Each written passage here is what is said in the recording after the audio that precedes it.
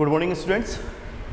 Last class जो अपन ने पढ़ी थी करंट इलेक्ट्रिसिटी की, उसके अंदर अपन ने इलेक्ट्रिक सेल यानी कि विद्युत सेल के बारे में बात की थी और मैंने आपको बताया था कि किसी सेल के अंदर बेसिकली तीन चीज़ें होती हैं। एक होता है उसका विद्युत वाहक बल, एक होता है उसका आंतरिक प्रतिरोध जो कि हमेशा दोनों एक दूसरे के साथ श्रेणी क्रम में जुड़े हुए होते हैं, और एक होती है उसकी टर्मिनल वोल्टता जिसका मान अलग अलग स्थितियों में अलग अलग हो सकता है। वो सारे फॉर्मूले वगैरह मैंने आपको बता दिए थे, वो सब आपको अच्छे से याद करने हैं। नेक्स्ट अपन पढ़ रहे हैं बेटा सेलों का संयोजन। नेक्स्ट टॉपिक अपन क्या पढ़ रहे हैं बेटा? सेलों का संयोजन। सेलों का संयोजन भी तीन प्रकार का होता है, जैसा अपन ने प्रतिरोधों के लिए पढ़ा था, श्रेणी क्रम संयोजन, समांतर क्रम संयोजन और मिश्रित संयोजन। सबसे पहला अपन पढ़ रहे हैं श्रेणी क्रम संयोजन यानी कि सीरीज कॉम्बिनेशन। अब सीरीज कॉम्बिनेशन के अंदर भी हम अलग अलग केसेज पढ़ेंगे। आप लिखिए पहले केस फर्स्ट।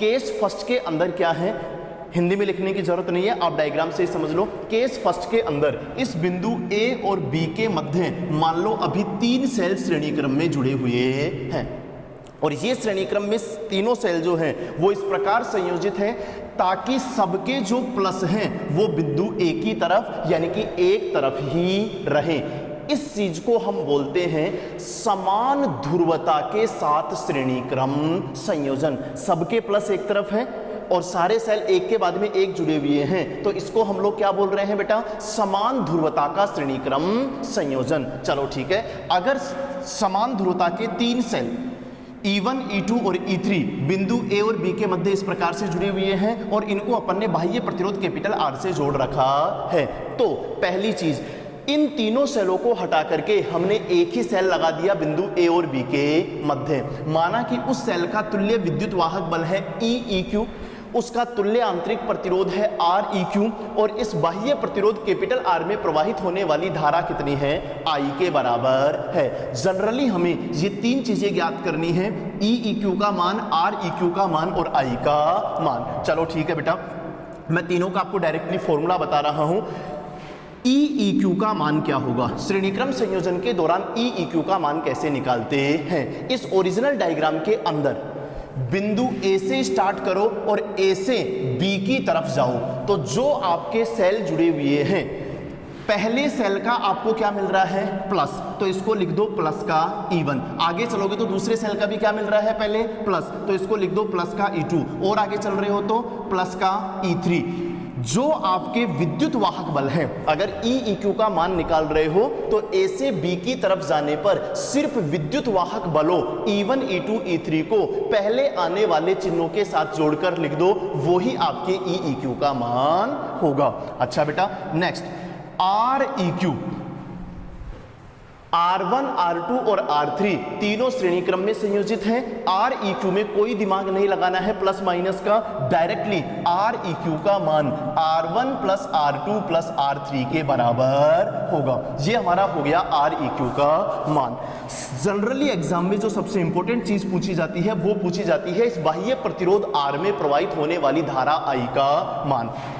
तो इस I का मान हम इस वाले परिपथ से निकालेंगे और अगर इस परिपथ से हम I का मान निकालें तो दिमाग लगाओ बेटा, I बराबर धारा बराबर क्या होती है? वोल्टता बटा प्रतिरोध। तो इस परिपथ में वोल्टता केवल एक ही जगह पर है, कितनी? EEQ डिवाइडेड बाई इस परिपथ में प्रतिरोध कितने हैं? 2। बाह्य प्रतिरोध कैपिटल R और तुल्य आंतरिक प्रतिरोध REQ। तो प्रवाहित होने वाली धारा I बराबर क्या होगा? EEQ तो वोल्टता और बटा टोटल प्रतिरोध कैपिटल R प्लस REQ के बराबर होगी। जब हम लोग क्वेश्चन सोल्व करेंगे तो पहले इसको हम बोल रहे हैं मूल परिपथ। तो मूल परिपथ के अंदर E1, E2, E3, R1, R2, R3 के मान पता होंगे, तो वहां से सोल्व करके हम EEQ और REQ का मान निकाल लेंगे और फिर इस तुल्य परिपथ में I बराबर EEQ upon capital R plus REQ यहां वैल्यू पुट करके I का मान भी ज्ञात कर लेंगे। चलो ठीक है, ये आपकी हो गई केस फर्स्ट। अब मैं इसी श्रेणीक्रम संयोजन को थोड़ा सा चेंज कर रहा हूं, केस सेकंड। केस सेकंड में हिंदी में लिखने की जरूरत नहीं है, अगर हम सेलों को इसी प्रकार संयोजित करें E1 E2 E3 एक के बाद में एक ऐसे ही संयोजित हो, लेकिन सबके प्लस एक तरफ नहीं हो। देखो बेटा, अब इस स्थिति में E1 और E3 का प्लस तो कहाँ आ गया है, ए की तरफ, और E2 का प्लस कहाँ चला गया है, बी की तरफ। ऐसी स्थिति को भी हम श्रेणी क्रम संयोजन ही कहते हैं। लेकिन इस स्थिति में हम सोल्व कैसे करते हैं? इस कंडीशन के अंदर E EQ बराबर क्या होगा, वापस ए से बी की तरफ जाओ तो E1 किसका आएगा, प्लस का, और E2 किसका हो जाएगा, माइनस का, और वापस E3 किसका हो जाएगा, प्लस का। ये आपका क्या होगा, E EQ का मान होगा। तो कुल मिला के जिस सेल को उल्टा किया है वो किसके साथ आ जाएगा, माइनस के साथ, और बाकी प्लस के साथ ही रहेंगे। R EQ के ऊपर इस सेल को चेंज करने का कोई फर्क नहीं पड़ेगा, चाहे सारे सेल समान ध्रुवता से हो या किसी सेल की ध्रुवता को अपन ने चेंज कर दी हो। R EQ पर कोई फर्क नहीं पड़ेगा। R1 R2 और R3 इनका तुल्य आंतरिक प्रतिरोध R EQ बराबर R1 plus R2 plus R3 के बराबर ही रहेगा, और जो बाह्य प्रतिरोध में धारा आएगी उसका फॉर्मूला भी वही रहेगा, E EQ upon capital R plus R EQ के बराबर। जो मान यहाँ पर E EQ और R EQ का आएगा वो अपन यहाँ पे पुट करके सोल्व कर लेंगे। ठीक है बेटा, नेक्स्ट इसी में आगे लिखिए केस थर्ड। केस थर्ड क्या है, केस थर्ड में ये जो आपके प्रतिरोध थे, सारे प्रतिरोध सारे सेल समान ध्रुवता से ही संयोजित हैं, यानी कि सबके प्लस एक तरफ ही है, लेकिन इन सबके जो विद्युत वाहक बल और आंतरिक प्रतिरोध हैं वो क्या है, समान है। यानी कि केस थर्ड में सभी सेल कैसे हैं, समान सेल हैं। और ऐसे कितने एक समान सेल हैं, मान लो ए से लेकर के बी के बीच में अगर अपन बात करें तो मान लो ऐसे कितने सेल्स हैं, एन सेल्स हैं जो कि समान ध्रुवता से श्रेणी क्रम में संयोजित हैं। ये सबसे इंपॉर्टेंट केस है बेटा, ध्यान से सुनो। एन सेल है, सबका विद्युत वाहक बल E है और सबका आंतरिक प्रतिरोध R है, और ये समान ध्रुवता के साथ श्रेणी क्रम में संयोजित हैं। तो इस स्थिति में क्या होगा, E EQ का मान क्या होगा, नॉर्मल तरीके से सोचो, ए से बी की तरफ जाएंगे तो प्लस का E प्लस का E प्लस का E प्लस का E कितनी बार, n बार। तो हमारा आंसर आ जाएगा E EQ बराबर NE। समान ध्रुवता से जुड़े समान सेलों के लिए तुल्य विद्युत वाहक बल E EQ बराबर क्या होगा, NE। और अगर हम तुल्य आंतरिक प्रतिरोध की बात करें तो वो हमारा क्या बन जाएगा, NR, R plus R n times, तो ये क्या बन जाएगा, NR। और धारा का फॉर्मूला वही रहेगा, I बराबर E EQ upon capital R plus R EQ। चाहो तो इस स्थिति में इसको हम I बराबर NE बटा कैपिटल R प्लस NR भी बोल सकते हैं, और यहां से सोल्व करके हम I का मान निकाल सकते हैं। Next case 4। केस 4 में क्या है, N समान सेल है, लेकिन उनमें से M सेलों की, हाँ जी बेटा ध्यान से देखना, टोटल जो पहले थे N एक समान सेल थे, लेकिन M सेलों की ध्रुवता विपरीत है। टोटल N में से M सेलों की ध्रुवता हमने क्या कर दी है, विपरीत कर दी है। तो इस स्थिति के अंदर आंसर क्या आएगा, डायरेक्ट याद कर लेना। अगर N सेल पूरे के पूरे समान ध्रुवता से जुड़े हुए हों तो E EQ का आंसर क्या आएगा, NE। बट अगर उनमें से M सेलों की ध्रुवता अपन विपरीत कर दें तो E EQ बराबर आएगा N minus 2M into capital E। जितने सेलों को आप उल्टा करोगे E EQ वाले फॉर्मूले में N में से उसके डबल सेल माइनस होंगे। तो हमारा आंसर आ जाएगा क्या, E EQ बराबर N minus 2M into E।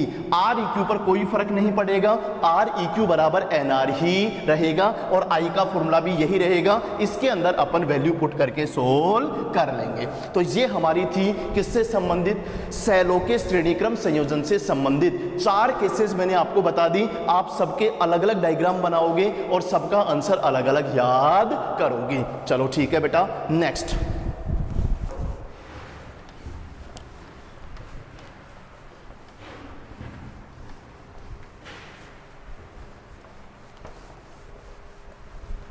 Next है समांतर क्रम संयोजन।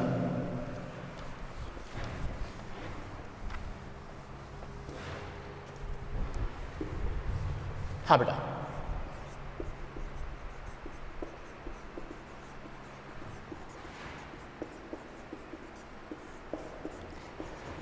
पैरेलल कॉम्बिनेशन केस फर्स्ट, इसके अंदर अपन केवल दो ही केसेस पढ़ेंगे।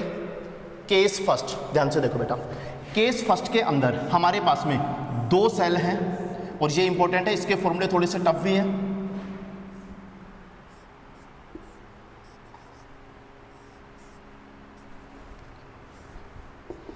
E1 R1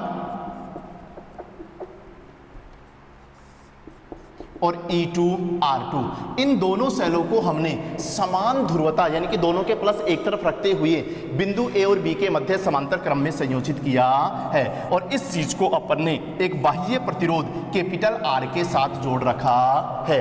तो अगर हम इनका तुल्य विद्युत वाहक बल EEQ माने, तुल्य आंतरिक प्रतिरोध REQ माने और इस बाह्य प्रतिरोध में प्रवाहित होने वाली धारा को I मान लें, तो वास्तव में हमें इस स्थिति के अंदर इन तीन चीजों EEQ, REQ और I का मान ही ज्ञात करना है। कैसे ज्ञात करेंगे? डायरेक्ट फॉर्मूले हैं, याद कर लो।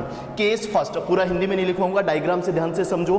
दो सेल है E1 R1 और E2 R2, दोनों समान ध्रुवता, दोनों के प्लस कहां पे है? बिंदु ए की तरफ, समान ध्रुवता के साथ समांतर क्रम में संयोजित हैं। तो देखो बेटा, जो हमारे पास में EEQ का मान होगा, EEQ का फॉर्मूला क्या होगा?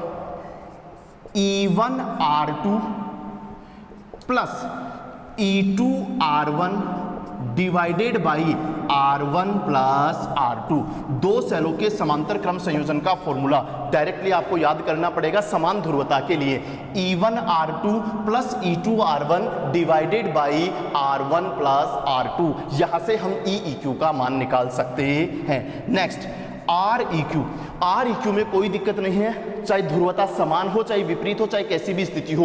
REQ में क्या होता है? वहां क्या था? श्रेणीक्रम संयोजन। तो REQ बराबर R1 plus R2 plus R3 dash dash dash. यहां R1 और R2 का क्या है? समांतर क्रम संयोजन। तो REQ बराबर होगा R1 R2 बटा R1 प्लस R2। समांतर क्रम के लिए फॉर्मूला यही होगा। और लास्ट, प्रवाहित होने वाली धारा I का फॉर्मूला वही होगा तुल्य परिपथ से EEQ upon capital R plus REQ। इस फॉर्मूले में वैल्यू पुट करके अपन सोल्व करके I का मान ज्ञात कर सकते हैं। बोला बेटा किसी को कोई दिक्कत? चलिए नेक्स्ट, इसी में केस सेकंड। हाँ बेटा, केस सेकंड में यही दो सेल हैं, लेकिन मान लो मैंने एक सेल की ध्रुवता को क्या कर दिया है बेटा? विपरीत। अब मैं E1 की ध्रुवता को भी विपरीत कर सकता हूं और E2 की ध्रुवता को भी विपरीत कर सकता हूं। अभी हम स्टैंडर्ड मान के चल रहे हैं किसको? A को। तो E1 का प्लस A की तरफ है और E2 को हमने क्या कर दिया है? उल्टा। तो हमारे पास में आंसर क्या आएगा बेटा? E1 R2, ये तो प्लस का आएगा, लेकिन E2 को उल्टा कर दिया तो यहां पर क्या आ जाएगा? Minus E2 R1। जिसको उल्टा किया है उसके साथ में क्या लगा देंगे? माइनस। अगर इसका प्लस इधर ही रहता लेकिन उसको उल्टा कर देते तो फिर E1 के साथ में क्या लगा देते? माइनस। बाकी कोई दिक्कत नहीं है। तो डायग्राम को ध्यान से देखो, नया डायग्राम बनाओगे केस सेकंड का और ध्यान से सोच का आंसर लिखो। EEQ बराबर क्या आएगा? E1 R2 प्लस का, बट उसको उल्टा किया है तो माइनस का E2 R1 divided by R1 plus R2। REQ पर कोई फर्क नहीं पड़ेगा, उसका मान R1 R2 बटा R1 प्लस R2 ही रहेगा और वैसे ही सोल्व करके हम I का मान ज्ञात कर लेंगे। चलिए ठीक है बेटा, बहुत अच्छी बात है। Next case third. Case third के अंदर क्या है? केस थर्ड में सारे के सारे सेल जो हैं वो हो गए हैं आपके समान, E, R, E, R। और ऐसे हमारे पास में n सेल्स जो हैं वो श्रेणी समांतर क्रम में जुड़े हुए हैं समान ध्रुवता के साथ। पहले डायग्राम से बात को समझो। डायग्राम क्या कह रहा है? E, R, E, R, E, R, ऐसे समान एक समान कितने सेल हैं? n सेल्स हैं और सबके सब समान ध्रुवता से समांतर क्रम में संयोजित हैं। तो इस स्थिति में EEQ का फॉर्मूला क्या होगा? डायरेक्टली याद करना पड़ेगा बेटा। अगर हमारे पास में 2 3 4 5 10 कितने भी एक समान सेल समान ध्रुवता से समांतर क्रम में संयोजित हों तो ई ई क्यू बराबर आपका ई ही होता है। ई ई क्यू बराबर क्या होता है? ई के बराबर ही होता है।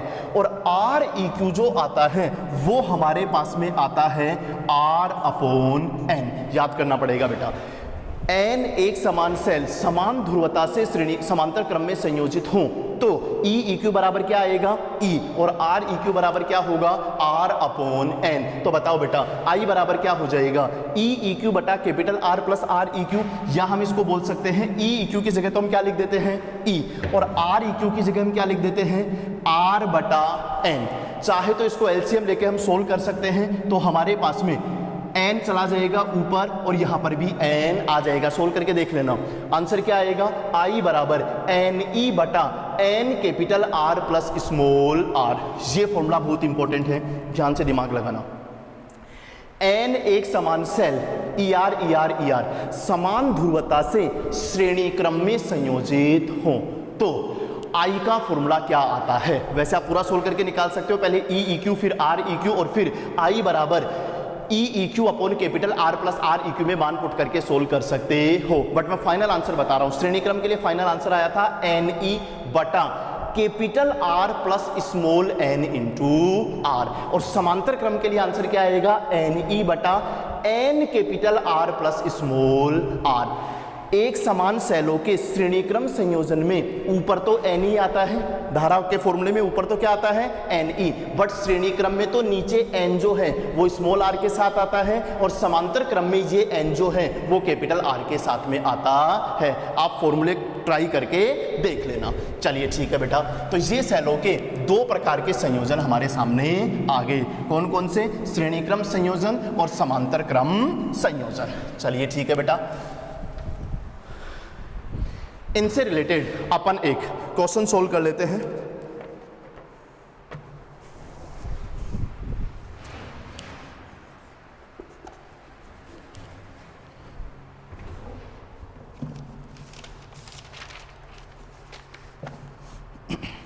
क्वेश्चन ये है हमारे पास में,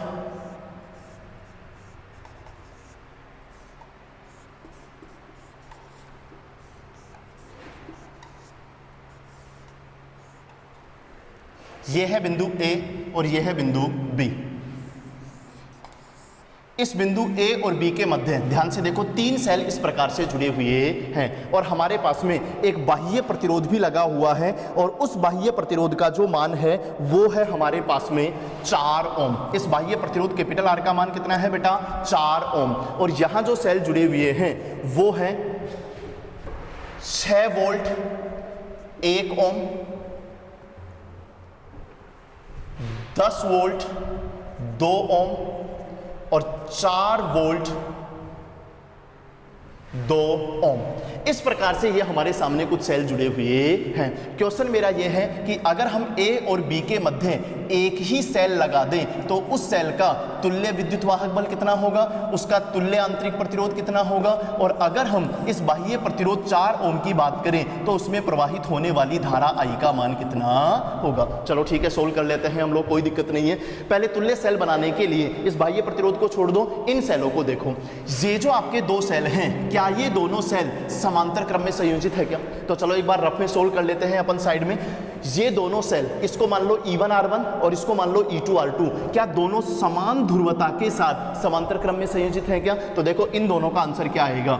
EEQ बराबर E1R2, इसका मतलब 10 गुणा 2 कितना हो गया?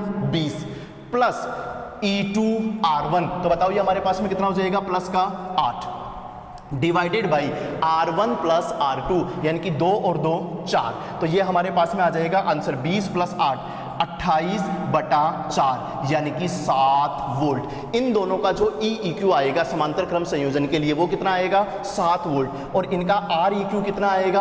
R1 R2 बटा R1 प्लस R2, तो 2 गुणा 2 4 और बटा R1 प्लस R2 वो भी कितना हो जाएगा 4। सोल्व कर लेना, ये आंसर हमारे पास में कितना आ जाएगा 1 ओम। अपन ने इन दोनों सेलों का समांतर क्रम संयोजन रफ कॉपी में सोल्व कर लिया तो वो आ गया 7 वोल्ट और 1 ओम। अच्छा बेटा, तो अपन लोग क्या करते हैं, इन दोनों सेलों को हटा करके एक ही सेल लगा देते हैं, उसका प्लस अपने को इधर रखना है, 7 वोल्ट और 1 ओम। अब कोई दिक्कत नहीं है। अब बताओ बिंदु ए और बी के मध्य क्या दो सेल श्रेणी क्रम में संयोजित है क्या? तो पहले तुल्य विद्युत वाहक बल क्या होगा, ए से बी की तरफ जाओ तो 6 भी किसका आएगा प्लस का, और 7 भी किसका आएगा प्लस का, तो 6 प्लस 7 ई क्यू का मान हमारे पास में कितना हो गया बेटा 13 वोल्ट। बोलो बेटा किसी को कोई दिक्कत?